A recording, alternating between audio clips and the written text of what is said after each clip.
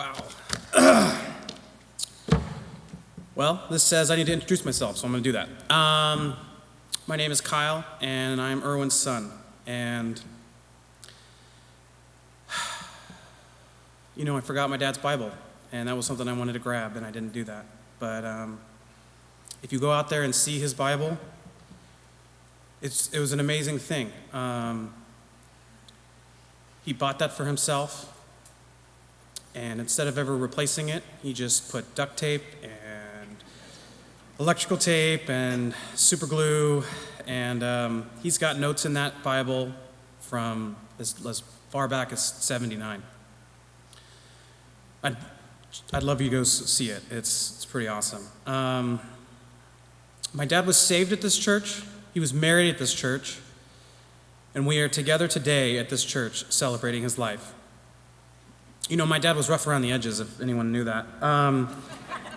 And so it's almost funny that we had the free, royalty-free background loop in the back of the text, because that's the kind of service my dad would want. That's who he was. I have here a letter from my mom. This is written from my mom, and I'm going to read it, and I will stumble through this very terribly, and I apologize. In Irwin's loving memory, in the utmost honor to our most beloved husband and father, Irwin Merle Gentz. Irwin, my precious husband and father to our children, born on the great day of March 18th, 1957. To me, even his name has a certain ring of greatness that's such a blessing to me and my family. This narrative is the story of the part of his life that was important to him that he would want you to know, but never tell you himself. So I will do it for him. I met Irwin at College Career Group at Peoples after I had come to Fresno to attend Fresno State in the fall of 1980. We were married on February 6th, 1982, and our life began together. I want to express and honor the person he was in this life, and what a tremendous blessing he was to not only our family, but to many other people as well. He grew up in Fresno, but by his own admission, when he was a teenager going through the growing pains of life, he began to wonder what life was about. He wasn't satisfied with the status quo. He really felt there was something more. He was a little despondent and dabbled in things that did not satisfy, and in some ways, he became a danger to himself. When he was a senior in high school, he became acquainted with a group of friends that attended People's Church. He began to attend with them, but he wasn't really sure that he believed in God. But one evening at church, the speaker asked the group if they had friends or loved ones whom they were praying for to come to Jesus and come forward and pray for their friends. He was so touched that the whole row of people that he was with went forward, all praying for him. He did not go forward, but it touched him so much that he went home that night and started reading the Bible all night long. That next day, at home in his room, he accepted Christ as his Savior and began a whole new lifelong journey. He now had a reason and a purpose for living. Irwin's family had a family construction business that his father started. He and his brother Charlie worked alongside their dad, learning and growing in their business. Irwin soaked up everything and learned as much as he could from his dad and others about construction. It became a love to him. He loved to build things with his hands and in his mind. He lived for it. Then he found Christ to live for, but he still loved construction and was very successful in that. To his last day, he would sit and build projects in his mind.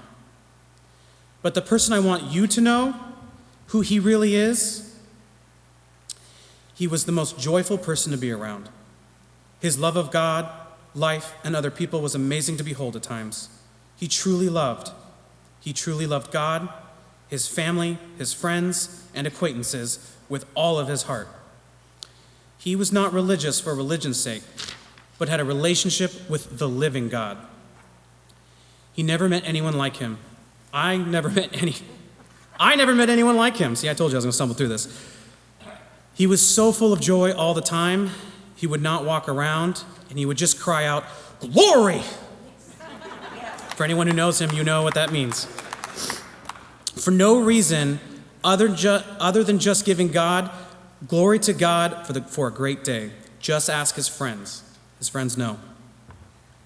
His favorite thing to do was to work on a project with a group of guys and just bless, joke, and interact with them. He loved working with others. This brought him great joy.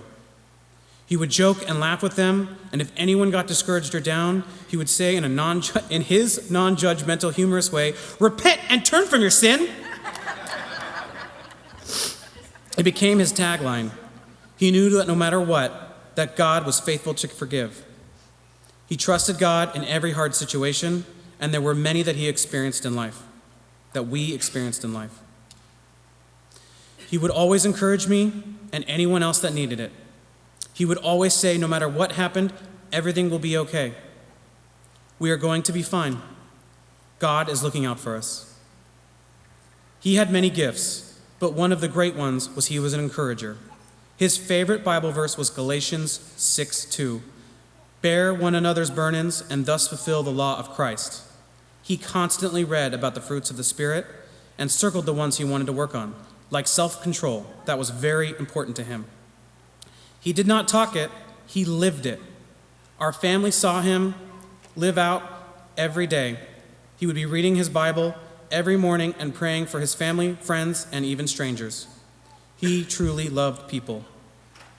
His greatest fear was becoming what he called a Pharisee, a Christian who did not live what he believed or forsake. His greatest fear was becoming what we call a Pharisee, a Christian who did not live what he believed, or a fake Christian. He was the real deal. Ask his kids. Lisa, would you give me my hat? In December 2008, Irwin was in a devastating quad accident down in Glamis, California. He broke 3 vertebrae, burst 1 vertebrae in his back. He broke his left arm and punctured both lungs, broke several ribs, and cracked his pelvis.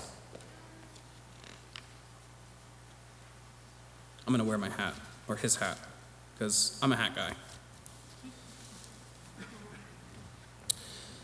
He was flown to UC San Diego and had an 8-hour surgery on his back and a 3-hour surgery on his left arm. The surgeon was a teaching doctor at San Diego State, and he told us, as did the Fresno rehab doctors, that they had never seen anyone with this injury ever walk again. The Lord touched him and blessed him, and he walked.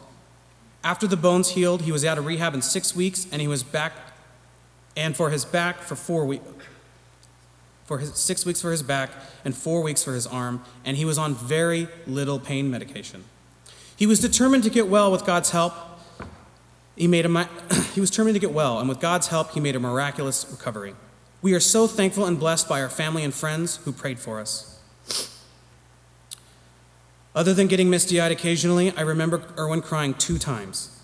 Once when his father went to heaven, and when he saw and read all the emails and prayers and encouragement he received while in the rehab center from the accident and surgery.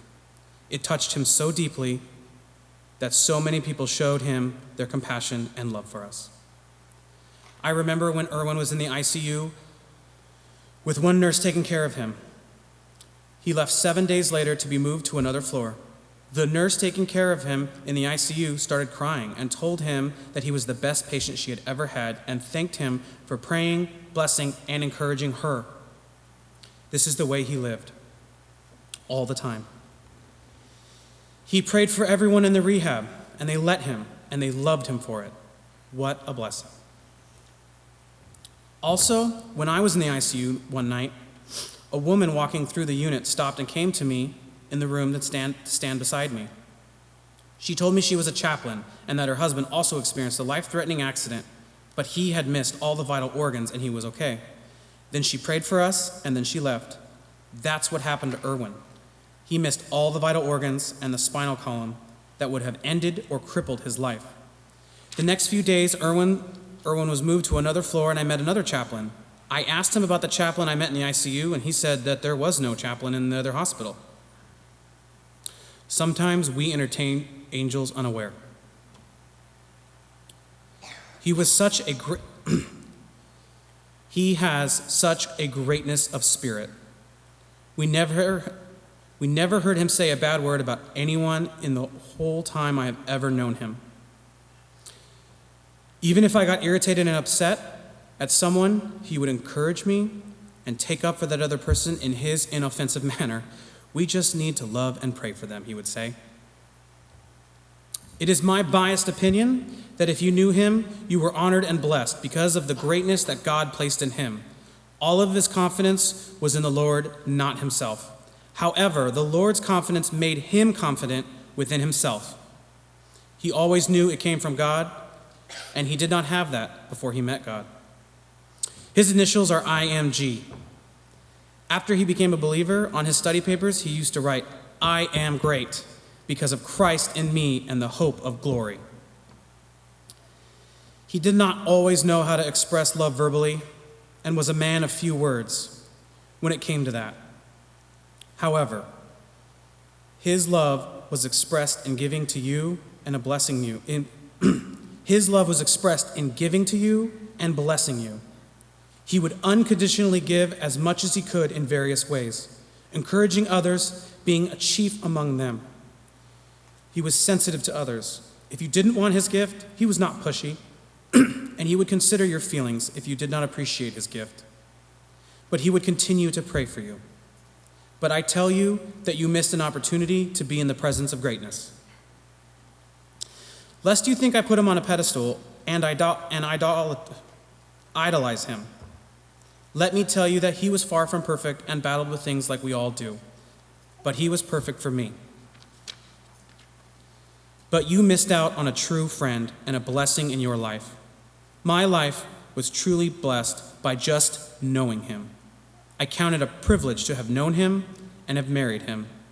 He was my best friend, a wonderful husband and father. He loved us deeply. He didn't just talk it, he walked it out in his life every day. Even through the torture of these last 3 years dealing with this beast called cancer, he never complained. He would always try to encourage me and our children. He always considered our needs over his, and it was very humbling at times. He met some people at the Cancer Treatment Center in Arizona and became great friends. Mark Farrell from Modesto and Kim Tippett from Montana. They became great buddies, and they journeyed through this cancer together. He prayed for them and was so thankful for their relationship and encouragement. He would tell us, even up to his last week, "I'm going to make it." He totally believed in God's healing power, but also in his perfect timing and what's best for each of us. He asked me several weeks ago to call his friend, Ken and Cindy Bowman. He wanted to see and talk to them, yet it was a great struggle to talk and to be heard, but he was happy just to sit with his friends.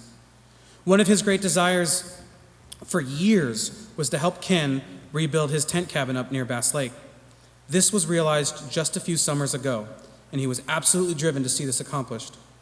And it was. Maybe he sensed he might not be here long. I don't know. This last week, it became apparent to me that he had been enduring this pain for us. He was getting tired and wearing out. He had not been able to work and be productive, as he called it. He could not do his hobbies for the last 3 years. He had sat at home and could not see very well. He was in great pain and not able to use his left arm. He was also not able to talk or be easily heard and not be what he called productive. He was again sacrificing himself and holding on for his family who loved him so dearly. A couple weeks ago, he was sitting on the sofa staring to his left and said, "No." He was obviously seeing something. I said, "Who are you talking to?" And he said, "The man sitting next to me on the sofa. He's holding my hand." I said, "Who is it?" He replied, "I don't know. It's a bald man, clean shaven." I said, "Is that your dad?" And he said, "No, but he's gone now." When Irwin went to be with Jesus 2 weeks later, I really felt that it was an angel and came and asked him if he was ready to go home, and Irwin said no. because he really wanted to be here for his family. And he was making the sacrifice to stay a little longer with us. He was so excited to see his friends Roger and Mitch on Thursday night, the day before he passed. He asked me to get his shoes, and I know it was take another adventure with them to the great outdoors he loved so much, yet had not experienced for quite some time. I had to tell him that he was too sick to go. His face was so disappointed, and my heart just broke. At this point, we prayed that if God was not going to heal him completely, that it would be better for us to just let him go to heaven and be with his first love, Jesus Christ.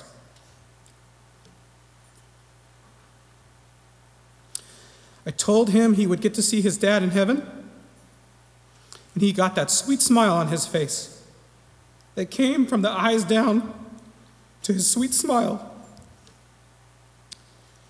And I knew that it made him happy.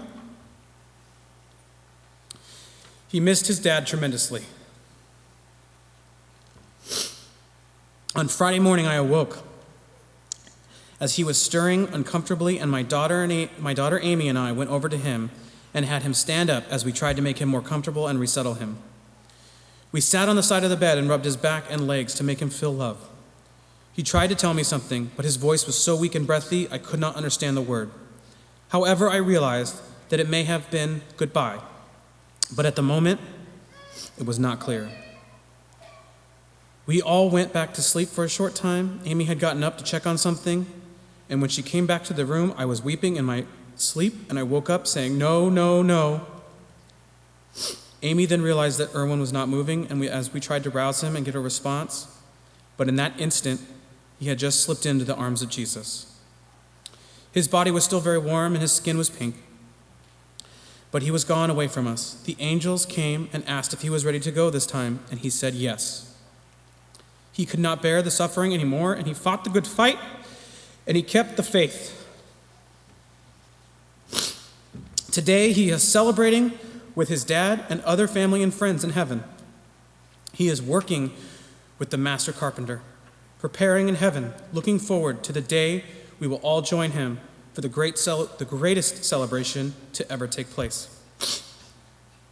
I greatly love my sweet, precious Irwin, and I always will. He is the love of my life here on earth. He was larger than life to me. He was what a man should be, strong in mind, heart, and spirit.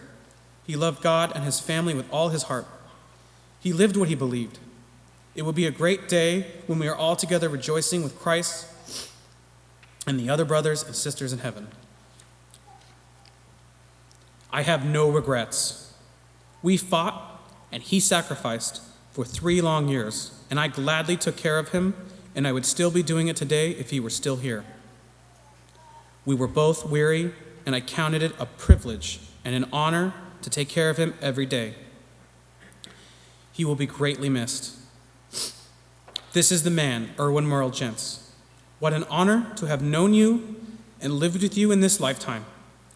I was a better person for have knowing you and loved you. Your very thankful, loving wife and family. We will miss you every day.